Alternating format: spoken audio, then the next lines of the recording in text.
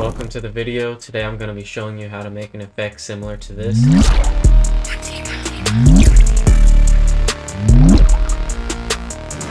Okay, so first off, you're obviously going to want to have your footage in the timeline just like this, and for this effect you're going to need like a main subject, because the first thing we're going to do is rotoscope the subject out.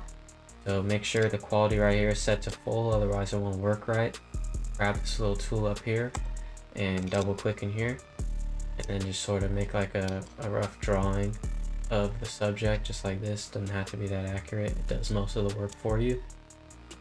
And make sure everything is selected.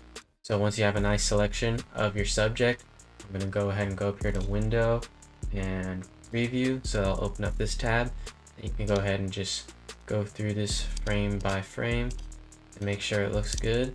And if you don't want to do it like that, you can just press spacebar and watch it back, see if everything works well. But then you can go back and just manually make adjustments. So once you have a selection that you're happy with, you're going to go ahead and go right down here and press the freeze button, which is just going to lock everything in. So once you've done that, go back up here to your main composition. You can see it on a black background. And you can go ahead and mess with these parameters right here. What I'm going to do is take the shift edge in slightly to get rid of that little white edge on my subject, and maybe just trim up the feathers slightly. And the next thing we're going to do is duplicate this layer, Control D, take the bottom layer and delete the roto brush off of it, and then we're going to hide the top layer. Don't need that for now.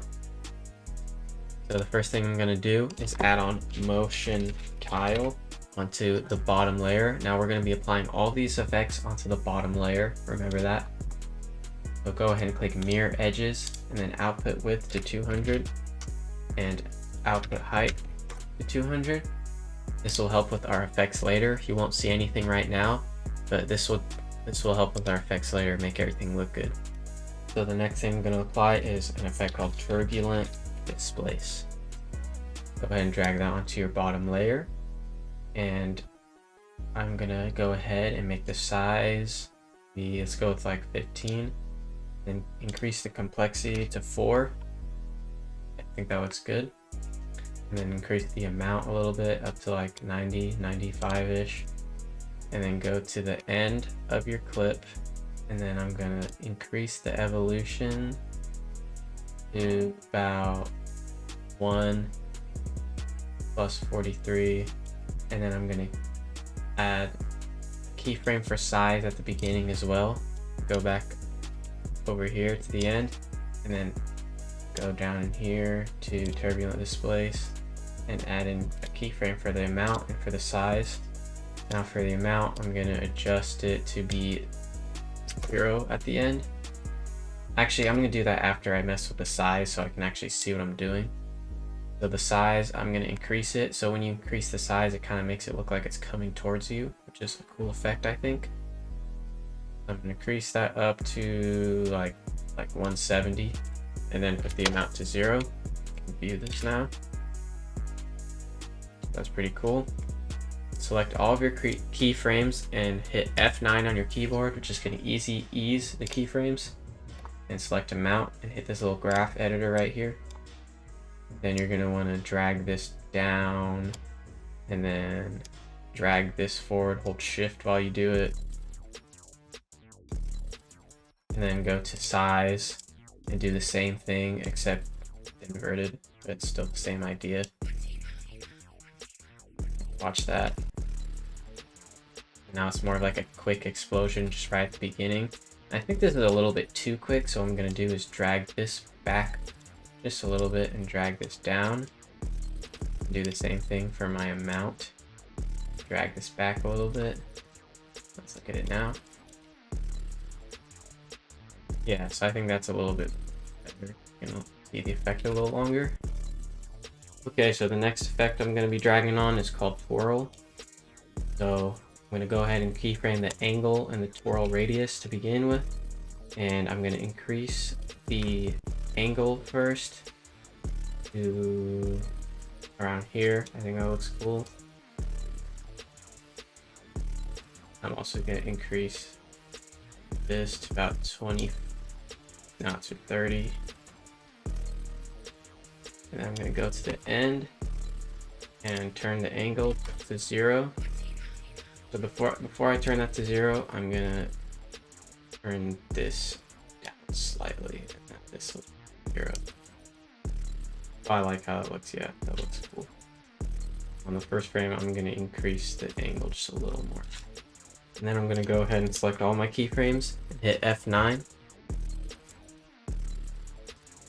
And then go back into the graph editor and do the same exact thing I did before with the turbulent displace. Just drag this forward a bit. Same thing with the twirl radius. That. And that's looking pretty cool. I like how this is looking so far. I think one thing I want to do now that I have the twirl is to make the turbulent displace a little bit more visible. So the way I'm going to do that is by dragging this forward so you can see the turbulent displace for a longer amount of time. Same thing with the size. Let's bring this back. Let's take a look now. Slight difference, but I think it helps. I think it looks a little bit nicer. So the next effect I'm going to put on is called Optics Compensation. So once you drag that on, you can go ahead and close up the twirl. And first thing you're going to do is click Reverse Lens Distortion and also Optimal Pixels. And you're going to keyframe the field of view and increase that a bunch. So I think this looks cool. So I'm doing 120 about. And then go to the end of your clip and set this to 0. So this creates this crazy spiral effect at the start. I think looks really nice. And go ahead and grab your keyframes, hit F9, and just very subtle, not much for optics compensation because I want to be able to see it. Yeah, I think that looks good. And so the next effect I'm going to apply, it's called Deep Glow. Now this effect does not come with After Effects, so you can use the glow that comes with After Effects, which looks like this. Now this glow, it works, but Deep Glow, in my opinion, looks a lot better. So I'm just going to be going with Deep Glow. But if you don't have Deep Glow, you can use the After Effects glow as well. It also works. I'm just going to go ahead and have the exposure up about 1.5, and then by the end of my clip, 0. And go to my keyframes on Deep Glow. For exposure, F9, and then the exact same graph as always. Pretty repetitive, but that's just how it's done. And I want that to be quicker. I want it to be more like a pretty quick flash towards the start. So yeah, I think that's looking nice. And now if you want a nice colorful looking effect, you're gonna go ahead and do a right click, new, and then adjustment layer. Make sure you drag this between the two layers, not directly on top of everything. And then we're going to go ahead and look up hue and then grab the hue/saturation effect, drag that onto the adjustment layer that we just added. Go ahead and select colorize, and then I'm going to increase the saturation up to 90. And you can do any effect you want. You can even keyframe the hue and then increase it, and it'll be like this rainbow effect. But for me, I don't want a change in color. I just want one consistent color. And I'm going to go with purple. So once you added the color that you like, go ahead and select the adjustment layer and hit T on your keyboard. This will bring up the opacity. We're going to keyframe that at the start at 100%. Then right at the end of the clip, we're going to keyframe that again and set it to 0. Go ahead and easy those keyframes. And then the same graph as always.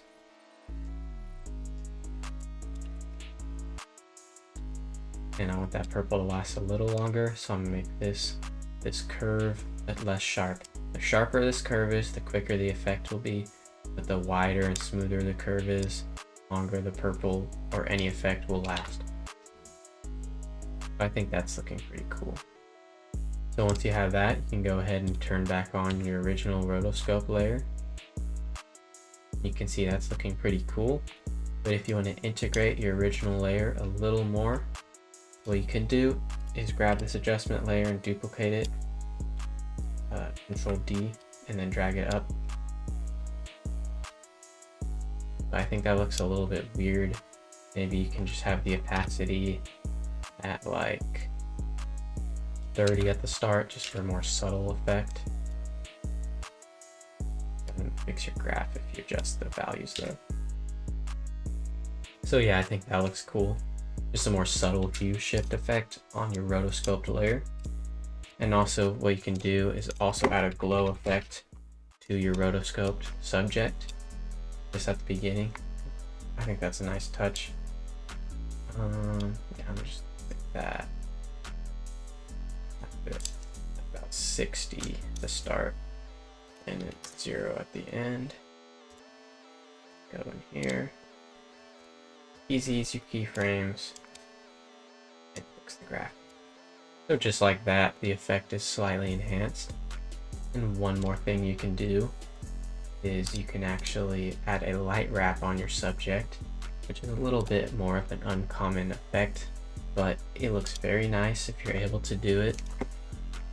The plugin you need for this is the Boris Suite BCC. So a lot of people may not be able to do that, but this is just an extra touch. The effect already looks cool without it, but if you do happen to have the BCC plugin, you'll be able to do this step.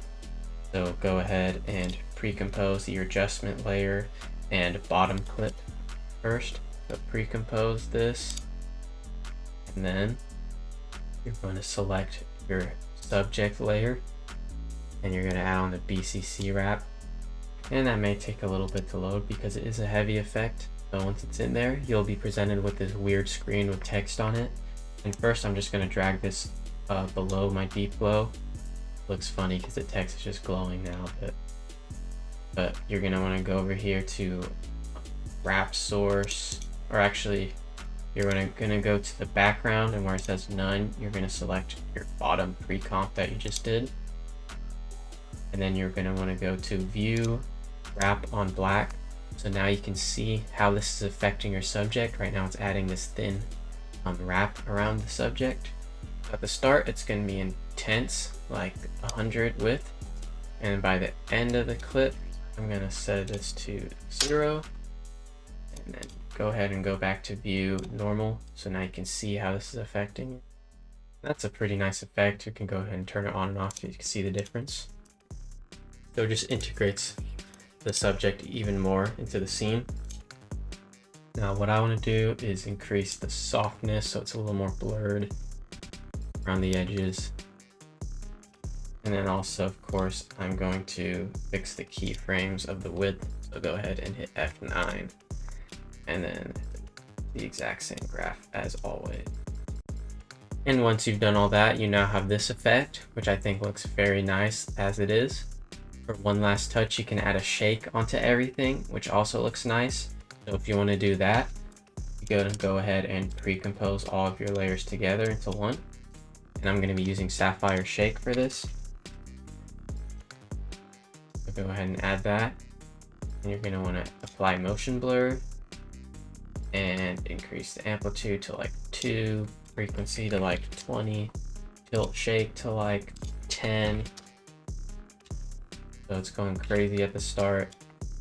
So, and then keyframe the amplitude down to 0. Go in your keyframes, select them, F9, and then make this a very sharp graph, just so it's a quick shake. Yeah, just very subtle shake on the first frame.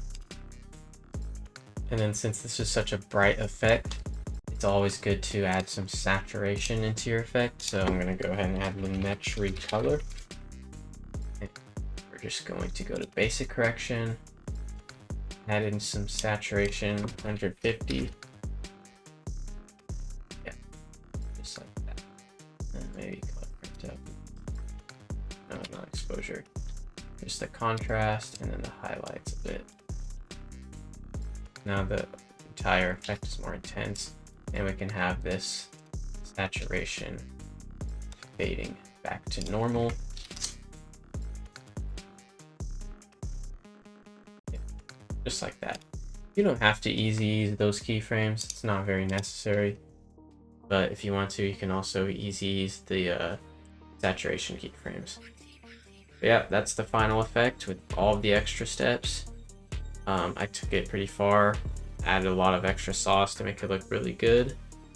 But if you don't want to add all of that, most people won't notice, but I just like to add a lot of extra details. But yeah, thank you for watching.